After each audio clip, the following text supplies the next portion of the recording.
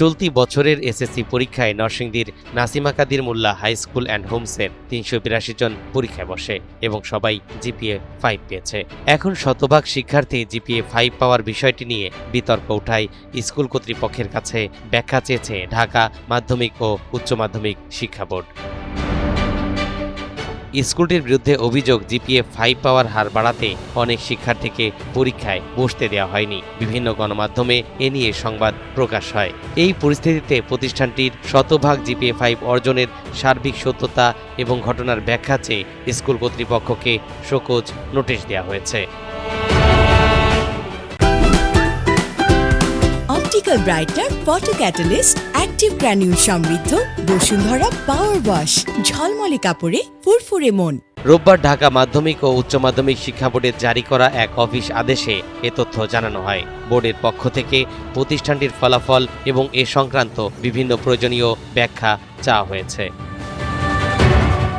যদিও এ বিষয়ে স্কুলটির প্রধান শিক্ষক মোহাম্মদ ইমন আহমেদ বলছেন, শোকজের বিষয়ে আমরা অবগত আছি। আমাদের 485 জন শিক্ষার্থীর মধ্যে 103 জন টেস্ট পরীক্ষায় উত্তীর্ণ হতে পারেনি, তাই তাদের বাদ দিয়ে 382 জনকে চূড়ান্ত পরীক্ষায় অংশ নেয়ার সুযোগ দেওয়া হয়েছে। তারা সবাই জিপিএ 5 পেয়েছে। এ নিয়ে একটি মহল অপপ্রচার করছে। টেস্ট পরীক্ষায় A+ না পেলে, A+ মার্কস না পেলে তাদেরকে ফর্ম ফিল আপ করার সুযোগ দেওয়া হয় না। এটি সম্পূর্ণ ভুয়া এবং মিথ্যা তথ্য। আমাদের স্কুলে গভর্নমেন্টের পরিবর্তন অনুযায়ী 33% মার্কস পেলেই তাকে ফর্ম ফিল আপ করা হয়ে থাকে।